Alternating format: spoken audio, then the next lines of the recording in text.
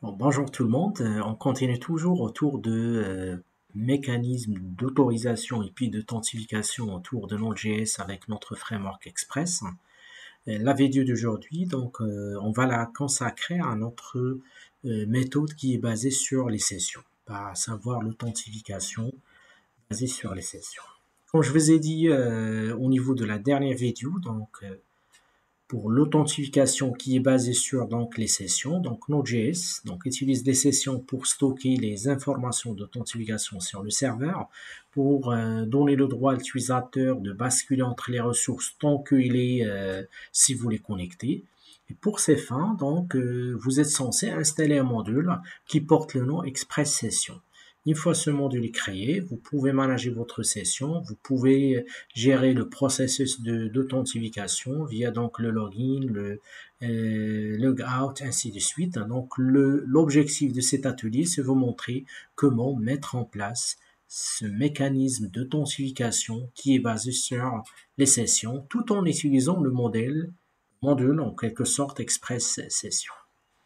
Et du coup, le travail qu'on est censé faire durant cette vidéo, c'est la création d'une application Express avec le mécanisme d'authentification basé sur les sessions. On va commencer par l'installation des différents modules et au fur et à mesure, on va ajouter les différentes parties. Alors, les modules dont on a besoin, c'est Express, Nodemon pour la gestion de tout ce qui est en fait redémarrage automatique du serveur au cas où il y a des changements, EGS pour le template, c'est un moteur de template et du coup on va créer une page de login et puis le Express Session pour mettre en place le processus d'authentification qui est basé sur en quelque sorte la session. Je vous demande de préparer votre workspace. Donc j'ai déjà un workspace sous le nom TP Session. On va commencer par l'installation des différents modules et au fur et à mesure on va ajouter les différentes parties au quoi. Je lance le terminal. On installe Express. Si vous voulez, on peut tout installer d'un coup sur la même ligne. Nodemon, puis EGS, et bien sûr Express-session. Je demande à notre, si vous voulez, gestionnaire de paquets ou bien de dépendance NPM d'installer tous les modules qu'on vient de citer ici. Express, Nodemon, EGS comme moteur de template, Express Session pour mettre en place le mécanisme d'authentification par session.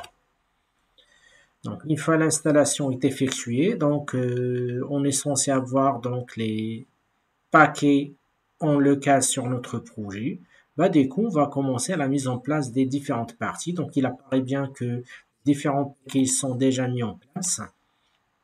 On passe à l'étape suivante. Après avoir installé tous les modules, on va passer à le paramétrage de notre application. Alors, pour le paramétrage de notre application, on commence par l'importation des modules. Donc, on va utiliser le module Express, Express Session, Body Parser, pour récupérer les données à partir du corps de la requête. Puis, on va créer un objet de type Express. Donc, on va faire appel aux différents middleware via la méthode use, le parser, JSON, URL encoded pour récupérer les données, et puis statique pour lui dire les éléments statiques de notre application. Dans notre cas, c'est la feuille CSS. Vous êtes censé la choisir à partir d'ici. Pour la propriété ViewEngine, qui est le moteur de template, on choisit EGS. Puis on va mettre en place notre, si vous voulez, moteur de notre serveur à l'écoute sur tel port. Je reviens ici. Alors, on va ajouter, si vous voulez, en quelque sorte, un nouveau fichier qu'on va appeler app.js. Donc, c'est sur ce fichier-là, on va commencer par l'importation des différents modules. Donc, je commence par Express.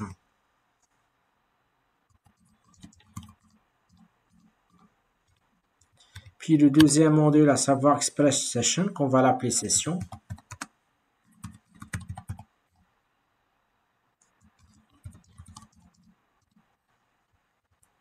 C'est le module qu'on a installé tout à l'heure. Et puis, un autre élément qu'on va l'appeler Body Parser.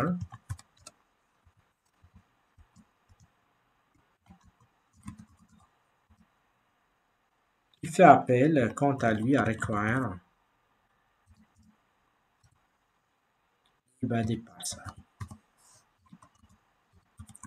Alors, ce module s'installe automatiquement lorsque vous faites l'installation de Express. Donc, l'étape suivante, comme je vous ai dit tout à l'heure, c'est la création de l'application. Je fais appel à app qui fait appel à une instance d'Express. Et puis, on va faire les configurations nécessaires. Donc, ici, on parle de importation des modules. Ici, on parle de la création de l'application.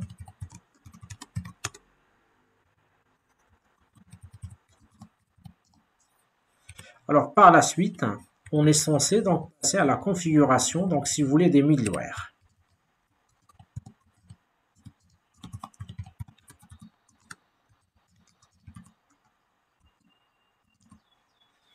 À ce niveau-là, on fait appel à notre use.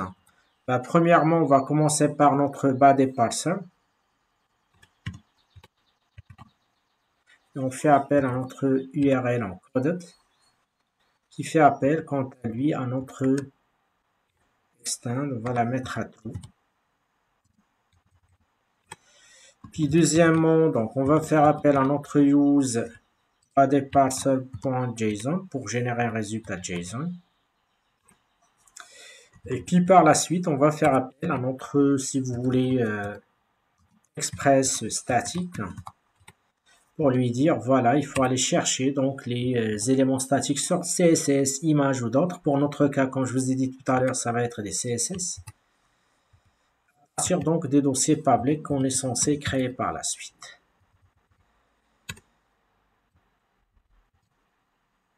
Par la suite, identification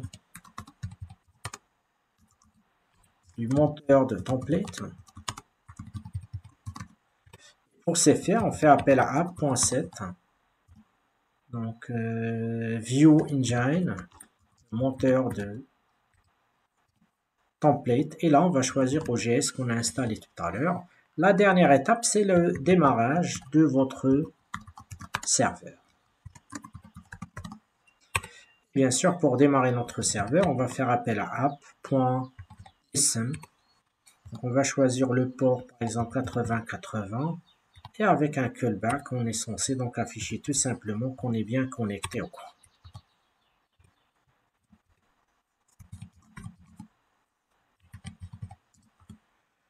Server connected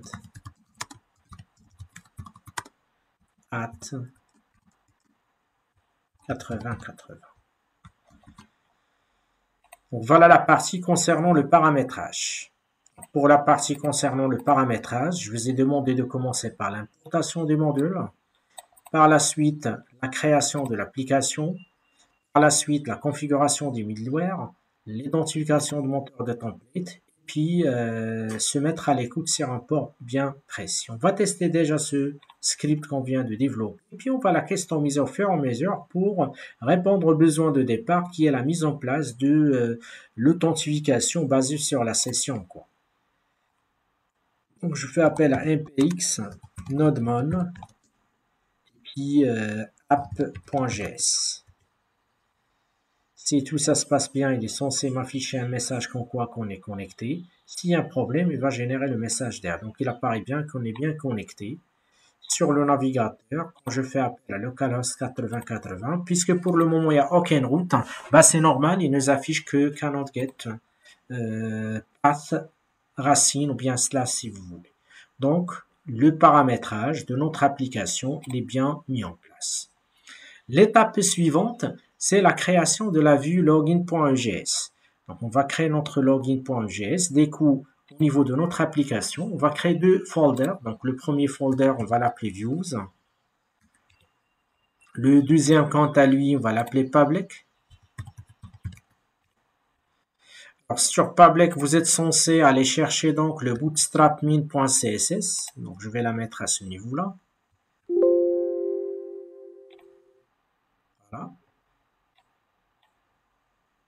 Sinon, donc, dans la description de la vidéo, je vais partager avec vous donc un lien vers ce fichier-là. Comme ça va faciliter l'accès directement. Sur le views, on va créer donc un nouveau fichier qui s'appelle login.egs.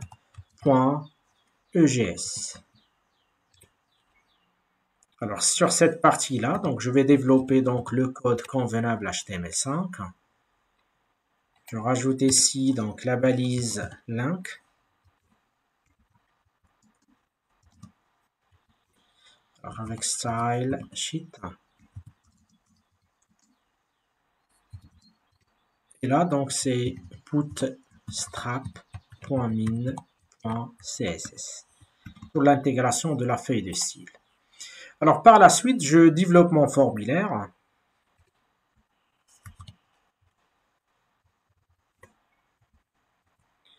Sur mon formulaire, donc avant le formulaire, j'aurais dû ajouter un div.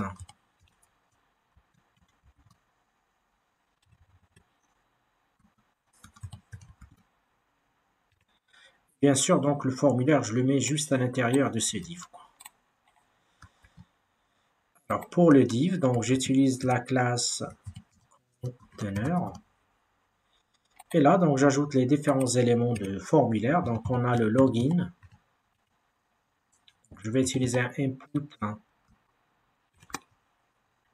Ça va être de type text.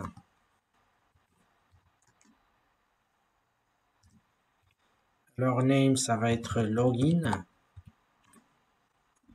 Puis par la classe, j'applique form control. Et de même pour le password. Sauf que je change le type, ainsi que le name.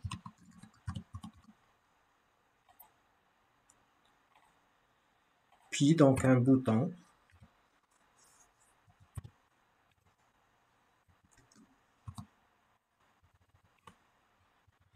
Donc ça va être submit.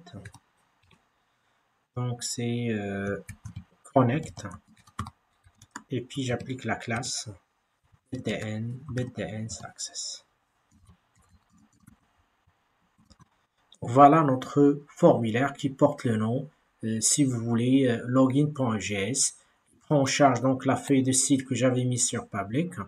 Puis on définit un div sur lequel on a un formulaire avec deux champs de texte et puis un bouton. J'enregistre. On va créer par la suite la première route.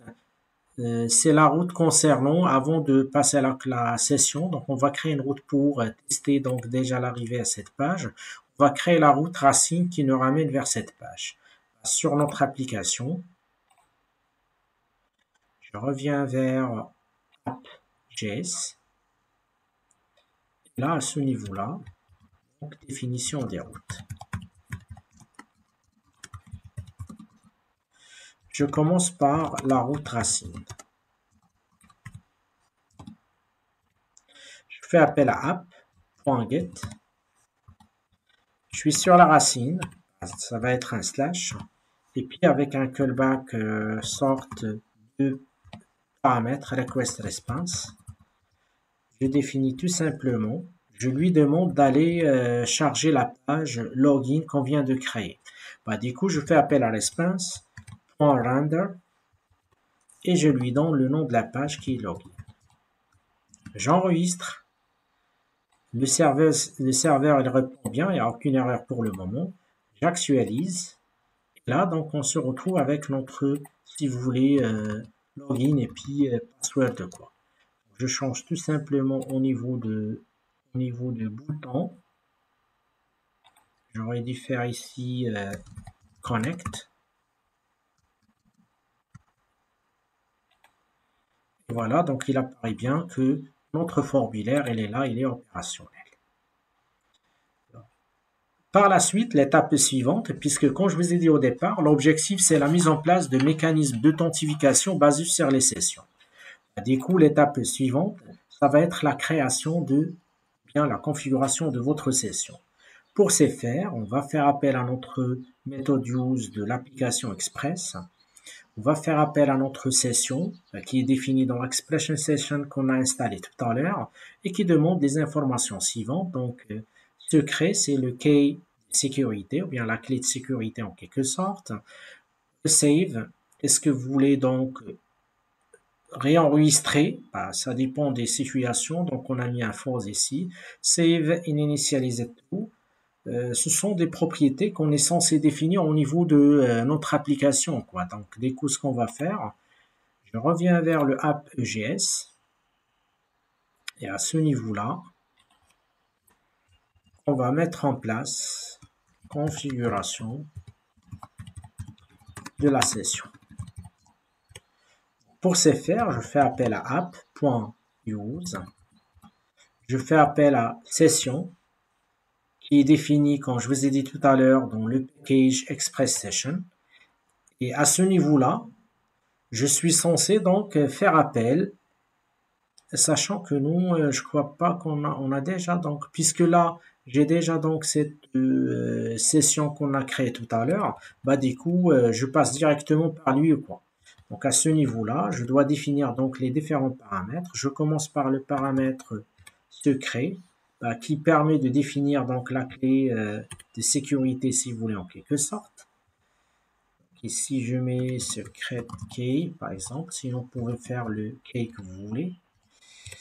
Par la suite, donc, j'ai le save. Je le mets à false. Et j'ai le troisième paramètre, save initialized. Je vais le faire à 3. Donc, une fois la configuration de la session est effectuée, l'étape suivante, c'est définir une fonction qui va vérifier est-ce qu'on est connecté ou non. Puisque si on est connecté, on peut accéder à telle ressource. Si on n'est pas connecté, on n'aura plus le droit et l'autorisation pour accéder au cours. Et quoi, après la configuration de la session, on va créer un middleware de vérification de connexion. On va l'appeler require login. Donc, il prend en charge request, response et puis next. Si la session est là, et c'est le user ID, donc si un ID vient d'être créé par la session, dans ce cas-là, on passe au middleware suivant, on garantit le reste du traitement. Sinon, on est censé lui dire quoi, vous êtes dans le statut 401 et vous n'êtes pas autorisé puisque la session n'existe pas, ou bien l'ID, vous n'avez pas un ID de session. Et cette méthode-là, on est censé l'utiliser, ou bien ce middleware, on est censé l'utiliser au cas où vous voulez protéger une ressource qu'on va voir par la suite. Alors, je reviens avec vous vers notre application et puis on va mettre en place ce middleware. Donc, après avoir configuré donc la session, on va mettre en place maintenant un middleware. Donc, ça va être création d'un middleware vérification de connexion.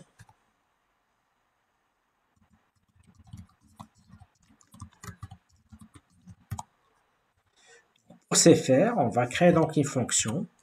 On va l'appeler donc require login qui demande d'être connecté avant de faire quoi que ce soit. Qui prend en charge, donc comme je vous ai dit tout à l'heure, comme les fonctions middleware qu'on a vues auparavant, donc un request, un response, et puis un next.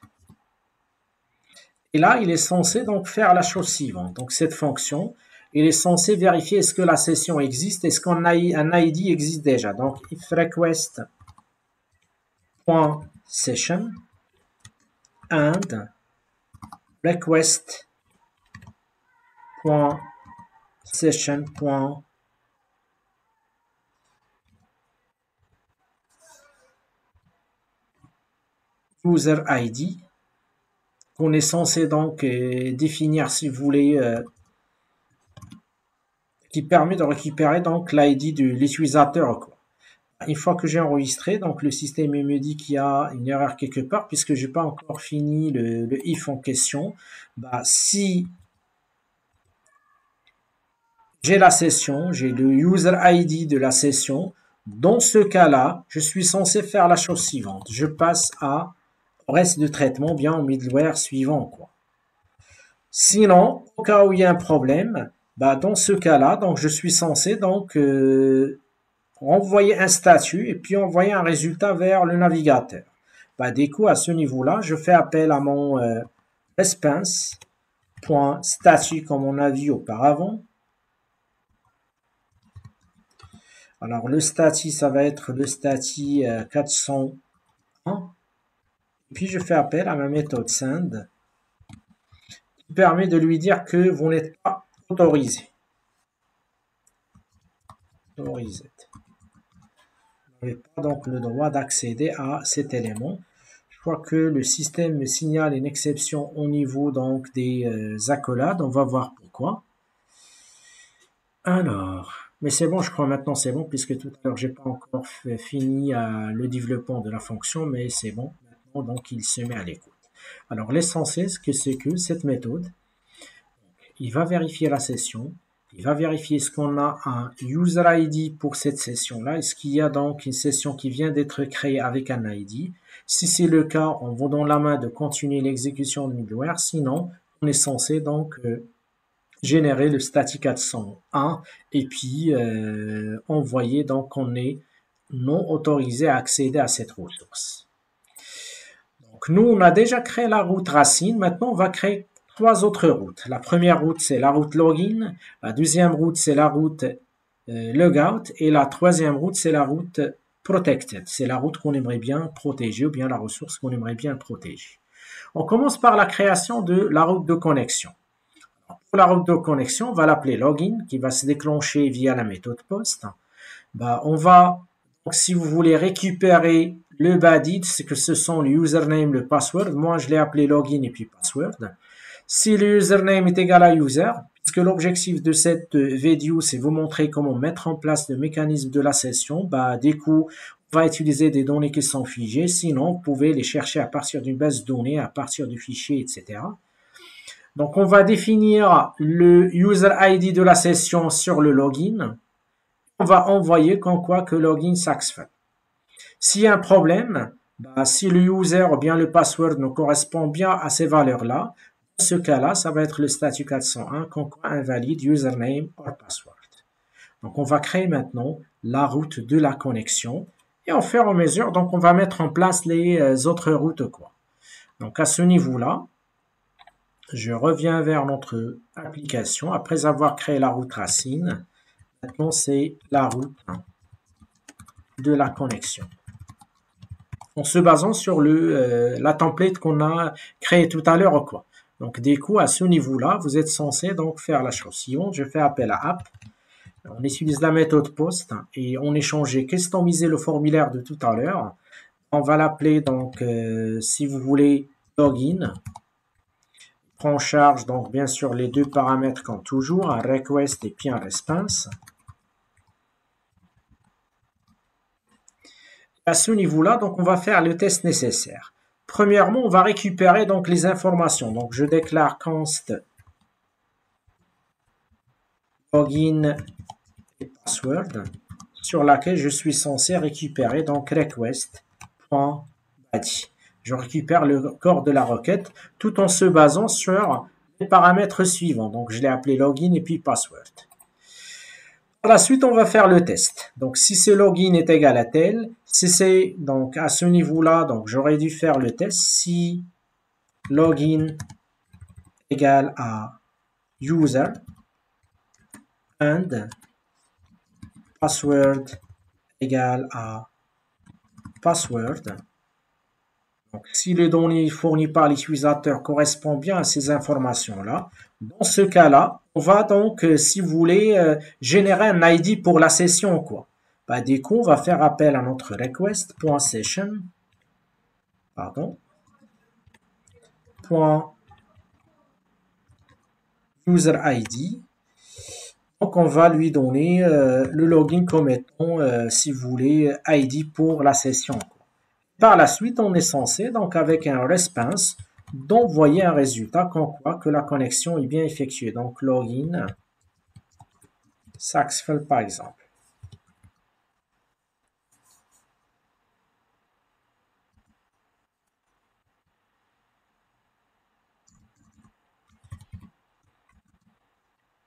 Donc, Voilà le mécanisme de connexion, si tout ça se passe bien. Else, dans le cas où les données ne sont pas, donc ne correspondent pas bien à ce qu'on attend, comme tout à l'heure, je peux récupérer donc ce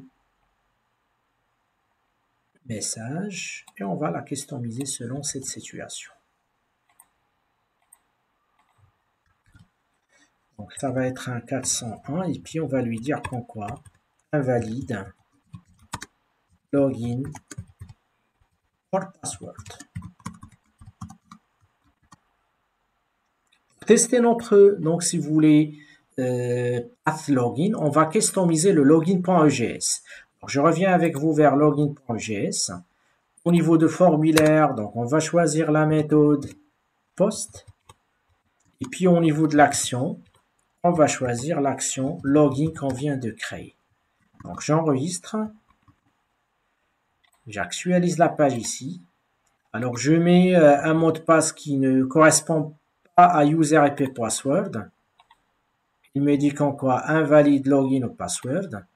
Quand je mets donc user et puis password, quand je clique sur connect, automatiquement il vient me dire qu'en quoi le login successful et même la possibilité d'enregistrer donc ce compte. Okay? C'est-à-dire que notre route de connexion, il est opérationnel. On passe maintenant à la deuxième route. Donc, la deuxième route, quant à lui, c'est la route de ressources protégées ou quoi. Donc, pour la route de la ressource protégée, avant de donner la main à l'utilisateur pour accéder à cette ressource, il faut vérifier est-ce qu'il est déjà connecté ou non. Nous, on a déjà créé donc une middleware qui s'appelle require login.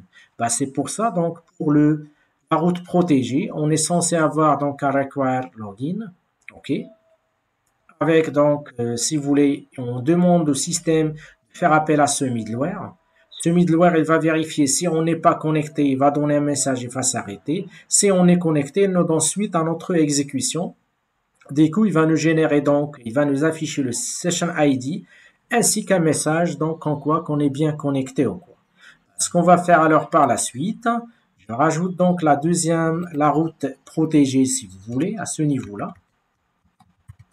Route protégée.